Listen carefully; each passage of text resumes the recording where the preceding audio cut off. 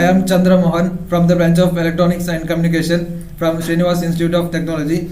I am going to speak about the topic voice payment. The voice payment refers to a method of making financial transaction using voice commands. It involves using speech recognition technology. First one is convenience. Voice payment refers to free hands and frictionless way to complete transaction, enhancing the overall user's experience. And the second is security.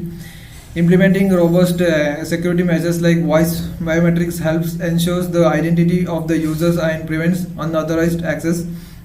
And the third one is privacy concerns. Addressing privacy concerns by allowing users to control the data collected and started during voice transaction is important for users trust. And the fourth one is the accessibility. Ensuring the technology is accessible to all users including those with disabilities by focusing on exclusive design. And the fifth one is fraud prevention. Implementing advanced fraud election mechanism to identify and prevent fraudulent voice transaction. Thank you.